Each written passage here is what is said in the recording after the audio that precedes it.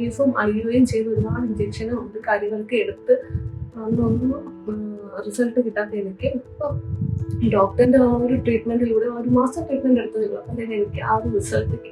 Marriage കഴിഞ്ഞിട്ട് 7 വർഷമായി. അപ്പം എനിക്ക് PCOD ആയിരുന്നു. അപ്പോൾ ആ മാരേജ് കഴിഞ്ഞ് ഉടനെ തന്നെ ഞാൻ ഇൻഫെർട്ടിലിറ്റിയുടെ ട്രീറ്റ്മെന്റ് ആരംഭിച്ചായിരുന്നു. അപ്പോൾ ഡോക്ടർ ഉണ്ണികൃഷ്ണൻ സാറിനെ കാണുന്നതിന് മുമ്പ് ഏകദേശം ഒരു 3-4 ഹോസ്പിറ്റലിൽ ഞാൻ ട്രീറ്റ്മെന്റ് ചെയ്തായിരുന്നു. അപ്പോൾ IUI എല്ലാം നെഗറ്റീവ് ആയിരുന്നു. അങ്ങനെ ട്യൂബ് ടെസ്റ്റ് ചെയ്തപ്പോഴത്തേക്കാണ് ഒരു ട്യൂബിൽ ബ്ലോക്ക് ഉള്ളതായിട്ട് കണ്ടത്. അങ്ങനെ നമ്മൾ നേരെ IVF ചെയ്യാമെന്ന് ഡോക്ടേഴ്സ് പറഞ്ഞു. അങ്ങനെ 2020 കൊറോണ സമയത്തൊക്കെ ആയിരുന്നു നമ്മൾ IVF ചെയ്തത്. IVFിൽ 2 തവണയായിട്ടാണ് എംബ്രിയോ ട്രാൻസ്ഫർ ചെയ്തത്. അങ്ങനെ ആ 2 എംബ്രിയോ ട്രാൻസ്ഫറും നെഗറ്റീവ് ആയിരുന്നു. ഇത്ര ഇഞ്ചക്ഷനും ഹോർമോണൊക്കെ എടുത്തതിന് ഫലമായിട്ട് കുറച്ച് നാൾ നമ്മൾ ട്രീറ്റ്മെന്റ് ചെയ്തില്ലായിരുന്നു. പിന്നെ ഒരു 6-7 മാസം നമ്മൾ ആയുർവേദം കഴിച്ചിട്ടുണ്ടായിരുന്നു. അങ്ങനെ ഇതൊക്കെയാണ് ഉണ്ണികൃഷ്ണൻ ഡോക്ടറിനെ പറ്റി നമ്മൾ കേൾക്കുന്നത്. അങ്ങനെ ഡോക്ടറിനെ നമ്മൾ കൺസൾട്ട് ചെയ്തു.